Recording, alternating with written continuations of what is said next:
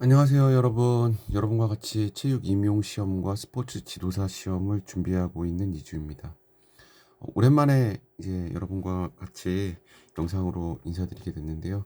저도 이제 개인적으로 일정이 있어가지고 좀 많이 바빴습니다. 오늘은 이제 운동 생리학, 스포츠 생리학 중에서 근육계로 한번 나아가 보도록 할게요. 근육계인데 제가 이렇게 다 정리를 해놨어요. 그래서 정리를 해놓으신 거를 제가 이제 여러 번 말씀을 드리지만 이 동영상이 한 15분 내외 정도 되거든요. 그러니까 이거를 계속 이제 들으시는 게 좋을 것 같아요. 들으시면은 어, 아주 세세한 부분은 아니지만 이것이 여러분들의 이해하고 암기한 부분을 환기하는 데 도움이 되는 측면이 분명히 있을 겁니다. 나가보도록 하겠습니다.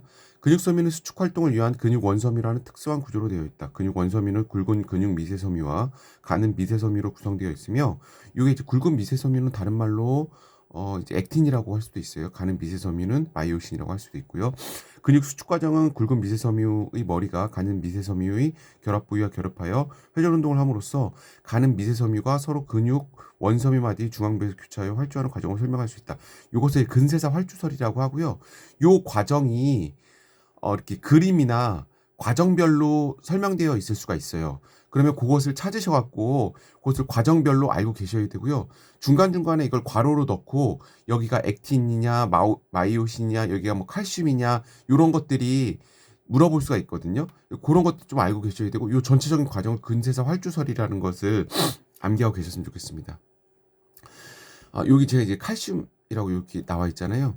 요거 근세사 활주설과 관련해 가지고 여기 또 칼슘 들어갈 수가 있거든요. 이게 뭐 1단계, 2단계, 3단계, 4단계, 5단계, 6단계 보통 이렇게 해서 그림으로 표현할 수가 있어요. 처음에 뭐 칼슘이 나오는 과정, 그다음에 액틴이 뭐 마이오신에 붙는 과정 뭐 이런 식으로 쭉 해서 두 개가 슬라이딩 되면서 이렇게 힘이 발휘되는 과정 이렇게 있는데 그 전체적인 과정 근세사 활주설 그 과정 속에서 괄호 넣고 필요한 거 채워 넣으라고 할 수가 있거든요. 그러니까 그런 거 좀 확인해 보시기 바랍니다. 근육 수축은 운동 종판을 통해 근육 섬유막으로 절단된 신경 흥분이 근육 섬유의 근육 세포질 세망으로 자극하여 칼슘을 유리하도록 함으로써 시작된다. 요거 세포질 세망이라는 거 요것도 알고 계셔야 되고요. 칼슘이라는 것도 알고 계셨으면 좋겠습니다.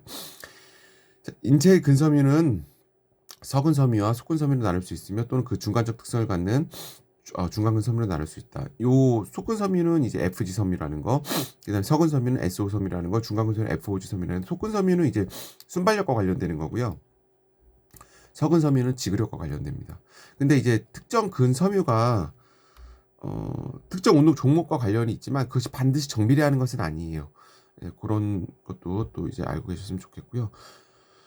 석은 섬유는 마이오글로빈 함량, 모세혈관 분포, 미토콘드리아 밀도 등이 발달되어 유산소 에너지 대사 능력이 뛰어나기 때문에 아까 말씀드렸죠.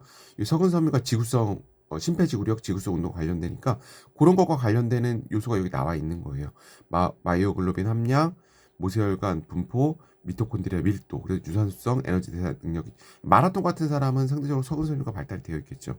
필요한 내성이 강하다는 특징이 있다. 그러나 석은 섬유는 속근 섬유의 신간학적 속도가 느리다. 그러니까 순간적으로 힘을 발휘하는 능력이 크려면 이 칼슘이 좀 빠르게 나와가지고 빠르게 유리돼서 이 근육이 빨리 수축해야 되거든요. 근데 석은 섬유는 그런 것들이 좀 느린 거죠. 그러니까 요 위에 문장과도 연관이 될 수 있겠죠. 예, 그 칼슘이 좀 느리게 유리되는 거죠. 속근 섬유는 마이오신 ATP아제의 활성도가 높고 근육 세포질 세망이 발달되어 있어서 석은 섬유에 비해 훨씬 근육 수축을 가능하게 하므로 무산수적 운동, 순발력 운동에 아까 말씀드렸죠. 순발력 운동에 적합하다고. 그런 속근 섬유는 석은 섬유에 비해 상대적으로 쉽게 필요해진다는 특성이 있다. 왜냐하면 이 피로라는 거는요. 피로라는 건 어떤 거냐면 말 그대로 앞서 우리가 에너지 대사 때 배웠지만 그 산소 셔틀이라는 것도 있었고 그 피로 물질을 회복하는 과정이 있었잖아요. 그 과정이 잘 발달되려면 마이오글로빈 함량, 모세혈관 밀도 분포, 미토콘드리아 밀도가 높아야 돼요. 이게 높았을 때 피로 물질을 다시 어떤 에너지 대사에 쓸 수 있는 속도가 높은데 이 속근 섬유는 석은 섬유에 비해서 마이오글로빈 함량, 모세혈관 밀도 분포, 미토콘드리아 밀도가 낮기 때문에 상대적으로 더 쉽게 필요해지는 거죠. 자, 이해가 되셨죠? 예, 석은 운동 단위는 신경섬유의 굵기가 가늘고 흥분 역치가 낮기 때문에 모든 활동에 가장 먼저 동원된다. 속근 운동 단위는 흥분 역치가 높기 때문에 강도 높은 운동이나 지구성 운동에 속근섬유가 필요해질 때 비로소 동원된다. 이게 이제 그래프로 이렇게 나올 수 있거든요. 예를 들면은 근육 섬유가 이렇게 요 커서 밑이 보세요. 이렇게 동원된다고 했었을 때 처음에는 요 밑에 부분, 아랫부분에는 석은 단위가 있는 거예요.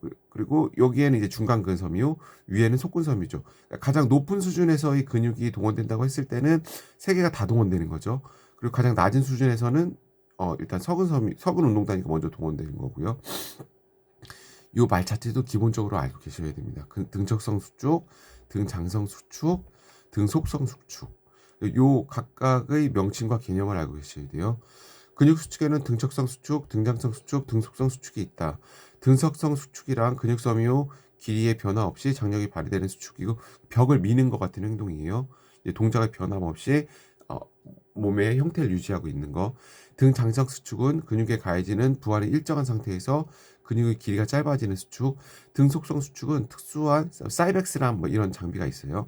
특수한 장비를 이용 재활이나 회복 등에 많이 이용되는 거예요. 관절각이 동일한 속도로 움직이는 가운데 가까이 관절에서 최대 장력을 발휘하는 수축. 이 등장성 수축은 예를 들면은 일반적인 근력 운동을 생각하시면 돼요. 그 암컬 이런 것들이 되는 거겠죠. 이렇게 이게 특정 부하에서 이제 그 관절이 각도에 따라서 이제 근육에 가해지는 그런 게 달라지는 거죠. 그리고 근육의 길이.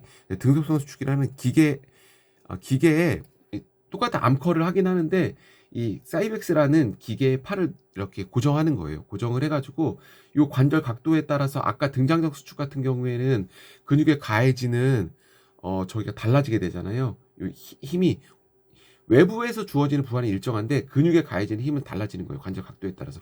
근데 이 사이벡스는 이것을 일정하게 이제 만들어 주는 장비가 되는 거죠. 그 특정 각도에서도 요 각도에서도 일정하게, 요 각도에서도 일정하게 요 등속선수는 이제 재활이나 회복 속도에서 이제 많이 되는 거고 등속성 운동 수축이 근력 개선효과가 가장 뛰어나다.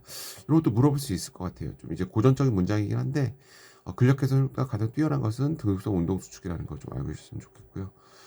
요거는 이미 나왔습니다. 지연성 근통증이란 말도 나왔는데 또 나올 수도 있어요. 운동이 끝난 후 24에서 72시간 경과 후 근육 통증이 나타나는 현상으로 신장성 운동과 관련이 깊다. 요게 이제 등산 같은 거 이런 거 많이 생각하시면 돼요. 운동을 안 하다가 갑자기 근력 운동을 했을 때 몸이 아프거든요. 그때 지연성 근통증이라는 거. 한 번의 자극에 근육이 한 번 수축하는 현상을 연축이라고 하고요. 그리고 연축이 가중의 과정을 거쳐서 여기 뒤에 나와 있나요? 강축. 예. 강축이 일어나게 되는 거죠. 요거. 그리고 자극 역치 이상의 자극이 전달되어야 근육의 수축이 일어나는데 이 역치 수준 이상으로 자극이 전달되어야 근육 수축이 일어난다는 걸 의미해요. 요를 이제 실무율이라고 한다는 거 알고 계시고요. 요 연축 그다음에 이 가중 이제 요게 가중이라는 거는 연축이 일어났잖아요. 한번 요 커서를 봐주세요.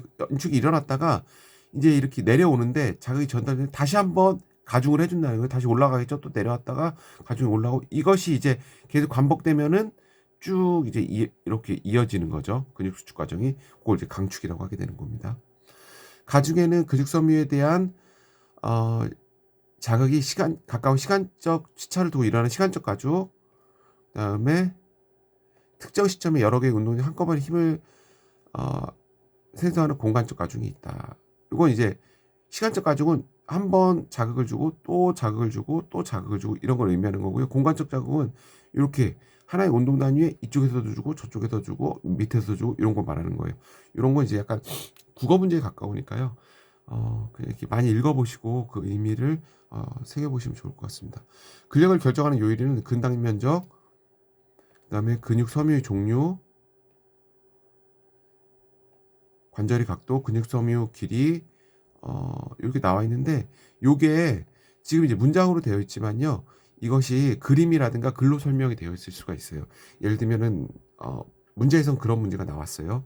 이렇게 역도하는 장면에서 이것이 근력을 결정하는 요인 중 어떤 것과 관련이 있는지 서술하시오. 근데 그것을 이제 변형해서 나올 수가 있겠죠. 어떤 특정 장면에서 이것이 어떤 것과 관련이 있는지, 예를 들면 높이뛰기 하는 장면이 될 수도 있고요. 아니면 투포환하는 장면이 될 수도 있고요. 아니면 핸드스프링 하는 장면이 될 수도 있어요. 이런 것을 해놓고 특정 단서를 몇 개를 주어질 수 있겠죠. 이렇게 해놓고서 이것이 근력을 결정하는 요인 중 어떤 것과 관련이 되는지 한 번씩 생각해 보시면 좋겠습니다. 근단 면적, 근육 수염의 종류, 관절의 각도, 근육의 길이 등이 근력을 결정하게 되고요. 그 밖에 워밍업이랑 와인드업도 근력의 발휘를 유리하게 적용한다. 이렇게 있습니다. 트레이닝에 따른 근육의 변화, 근단면적의 증가와 그로 인한 근력의 개선, 근육 내 모세혈관 밀도가 증가하게 되고요. 근육세포 내 마이올리빈 함량의 증가, 미토콘드리아의 개수의 증가, 결합 쪽의 탄성 증가 등을 들 수 있다. 이렇게 되어 있습니다. 트레이닝에 따르면 근육계가 이렇게 변화한다는 거예요. 요것은 왜냐면 이제 사실 가장 중요한 문장이 요 문장이 될 수가 있는데, 왜냐면 트레이닝에 따라서 각 이제 운동 생리학과 관련되는 여러 가지 분야가 있거든요. 뭐 근육계, 호흡계, 그다음에 뭐 심장, 순환계, 그다음에 뭐 여러 가지 내분비계 여러 가지가 있는데 이것이 어떻게 변화되는지 알고 계셔야 돼요. 그게 이제 핵심이 되겠죠. 그러니까 운동을 통해서 몸에 어떤 변화가 있는지. 근데 근육계에서는 근단면적의 변화, 그로 인한 근력이 개선되고요. 근육 내 모세혈관 밀도가 증가되고 마이올리빈 함량도 증가되고 미토콘드리아 개수의 증가, 결합 쪽의 탄성 증가가 되는 거죠. 이것이 왜 중요하냐면요. 여러분들 보면 알겠지만 모세혈관 밀도가 증가되고 마이올리빈 함량이 증가되고 미토콘드리아 수가 늘어나면 어떻게 되겠죠? 그렇죠. 피로 회복 능력이 좋아지는 거예요. 그리고 지구성 운동력이 향상되고 몸에 석은섬유가 증가하게 되고 이것이 운동으로 가능하게 되는 거예요. 어떤 약을 먹지 않았는데 얼마나 좋은 거예요, 여러분들. 모세혈관 밀도가 증가되고 마이올리빈 함량이 증가되고 미토콘드리아 크기가 지고 결합 쪽의 탄성이 증가되는 게 어떻게 되겠어요? 순발력이 좋아지죠. 이것이 운동으로 가능하다는 거예요. 그러니까 사실 이것은 굉장한 변화죠. 굉장한 변화고 이것을 안 물어볼 수가 없는 거예요. 시험에서. 예. 아주 중요한 거죠. 아주 중요한 거. 매우 중요하게 되는 거예요. 예. 그러니까 요런 거 관련해서 시험 문제를 어렵게 내면 이것을 이제 구체적으로 물어보게 되는 거죠. 구체적으로 정말 이제 생리학의 그런 분야를 깊게 들어가서 물어보게 되는 거고 쉽게 물어보게 되면 개괄적인 부분을 물어보게 되는 거죠. 요 정도 알고 계시면 될 것 같습니다. 자, 오늘은 이제 근육계에 대해서 알아봤고요. 여러분들, 저도 최선을 다하고 있습니다. 항상 말하지만. 그러니까 여러분도 힘드시겠지만, 힘듦을 안고 그냥 나아가시면 되는 거예요. 예, 힘들 땐 그냥 힘든 채로 그냥 나아가시고, 그러다 보면 또, 예, 좋은 날도 옵니다. 좋은 날은, 힘들지 않은 날은 힘들지 않아서 그냥 하시면 되고요. 힘든 날은 참으면서 하시면 됩니다. 그러다 보면, 일정한 어느 시점에 도달하게 되어 있어요. 그때까지 우리 힘냈으면 좋겠습니다. 자, 오늘은 여기까지 하겠습니다. 감사합니다. 여러분들 합격을 응원하겠습니다.